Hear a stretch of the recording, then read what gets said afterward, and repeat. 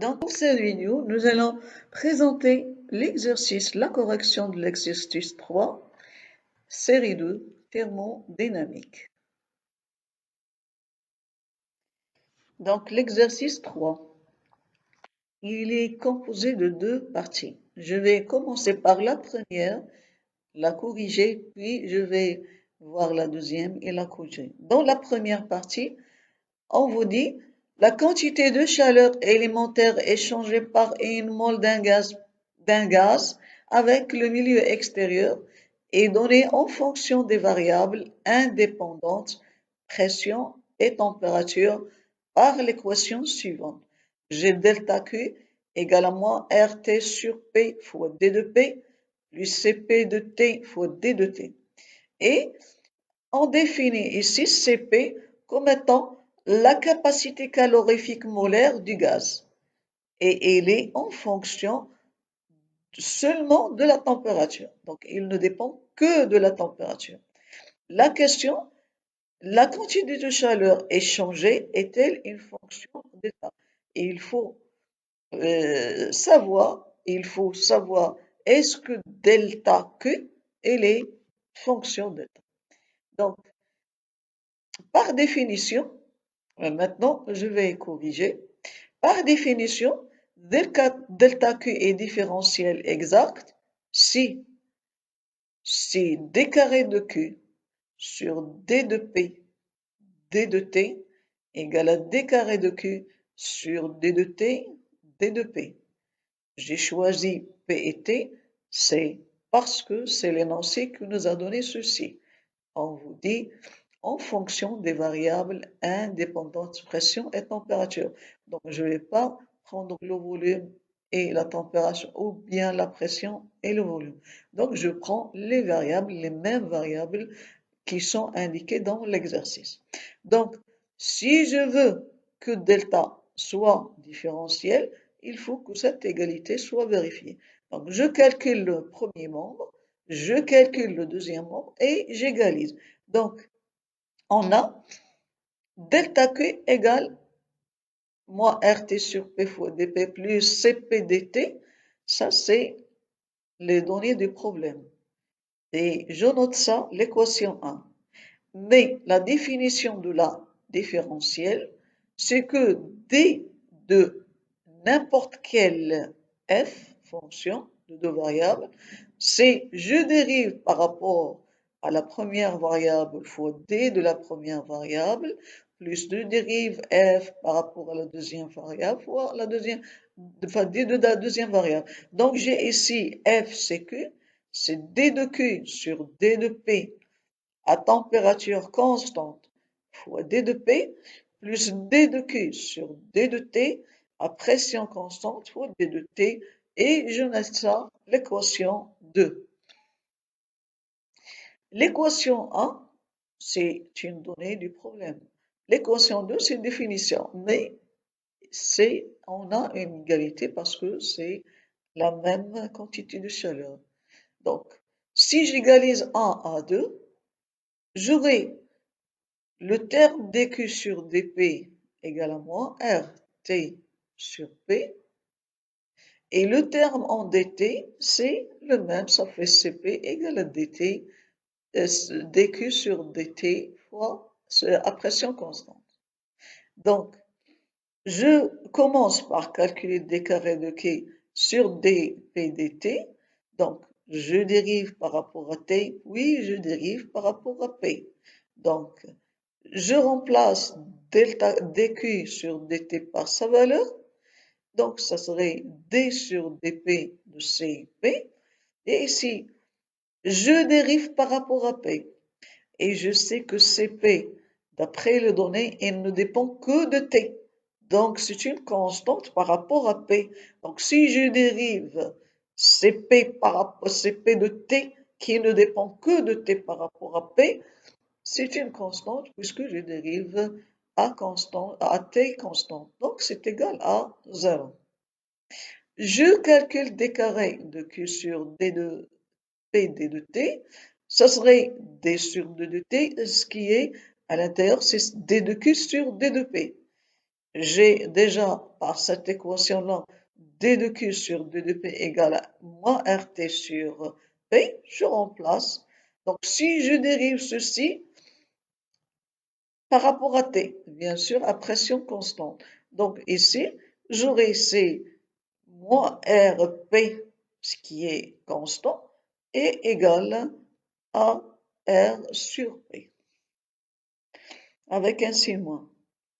Si je compare ces deux expressions, 0 elle est différent de R sur P avec un signe moins.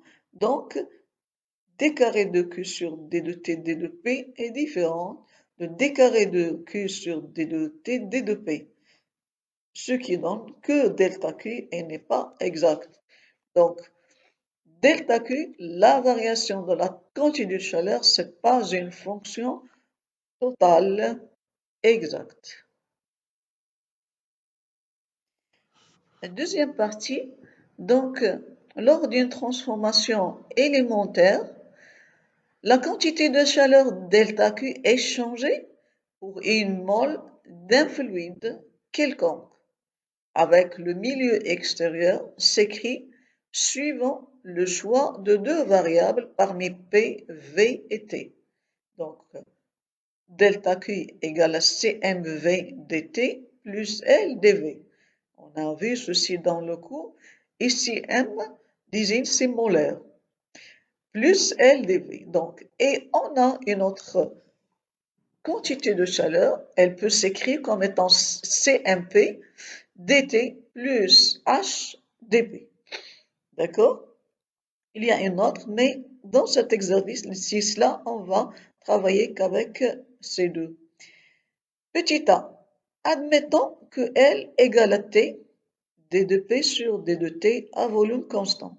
Ça veut dire, c'est une donnée de problème. On vous donne L égale à T, d de P sur d de T. Admettons, ça veut dire qu'on suppose. Montrer que CMP moins CMV égale à T, d de P sur d de V à volume constant, fois d de V sur d de T à pression constante. Donc, ça, c'est ce qu'on appelle relation de Mayer généralisée. La deuxième question, petit b, que devient cette relation dans le cas d'un gaz parfait? D'accord. Et la troisième question, calculer le CMP, CMV pour un gaz parfait dont gamma égale à 1,4. Donc, je commence par petit a. On a delta Q égale à CmV dt plus L dV. C'est l'équation E1. D'autre part, je peux exprimer dV en fonction de dP et dt. C'est d de V sur dP fois d de P plus d de V sur d de T à pression constante fois d de T.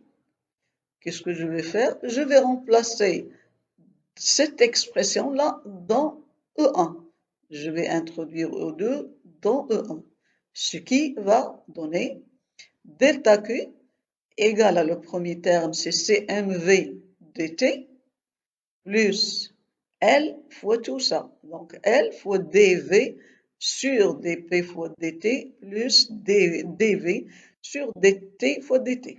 D'accord? Je vais regrouper les dt. Ça donne CmV plus L fois dV sur dt, tout fois dt, plus le reste, l'expression qui reste, c'est L dV sur dt fois dt. D'accord? Et ça, c'est l'équation 3. Et si, d'autre part, d'après l'exercice, j'ai delta Q égale à C MP dt plus H dP. Hein?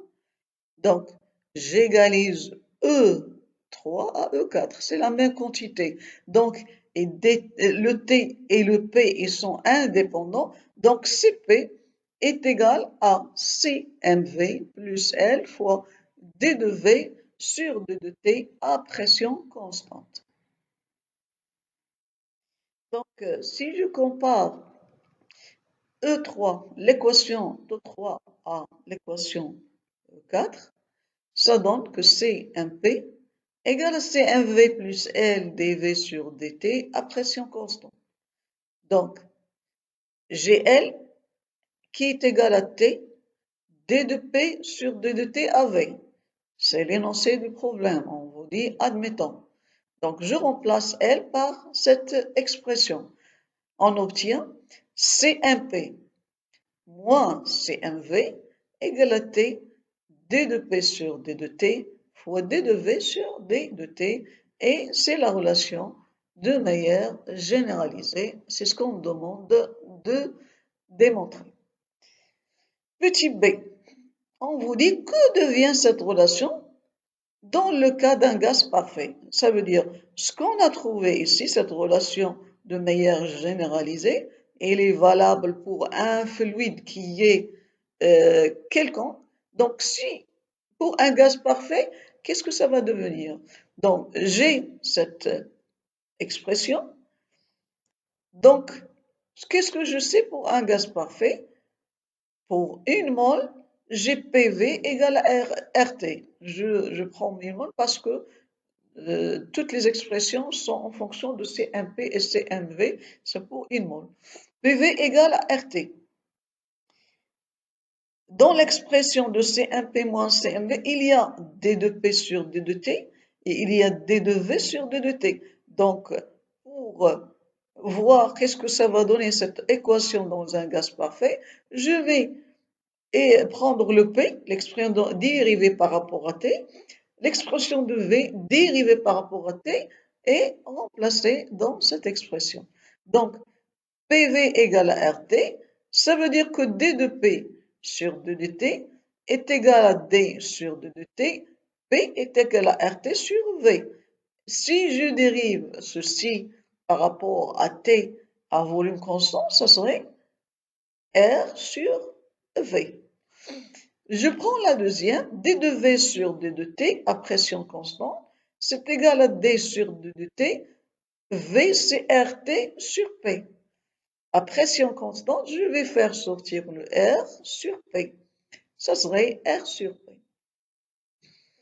Ceci donne, je vais remplacer D de P sur D de T par sa valeur et D de V sur D de T par sa valeur.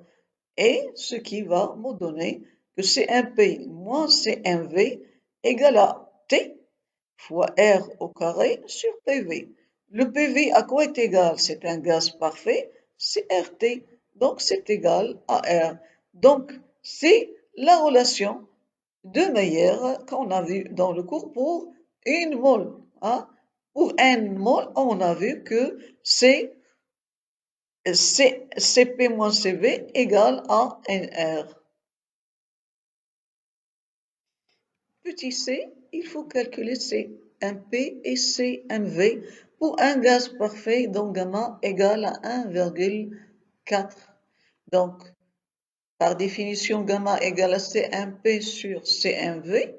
Donc, je tire l'expression de CMP en fonction de SCMV égale à gamma CMV et j'utilise la relation de Mayer CMP moins CMV égale à R pour un gaz parfait, une mole. Donc, j'aurai gamma moins 1 fois CMV égale à R. Donc, CMV et les fonctions de R et gamma moins 1. Et puis, CMP égale à gamma CMV. Ça serait égal à gamma R sur gamma moins 1. L'application numérique, ça vous donne CMP égale à 29,12 joules Kelvin moins 1, mol moins 1. Et CMV, c'est 20,8 joules Kelvin moins 20, mol moins 1.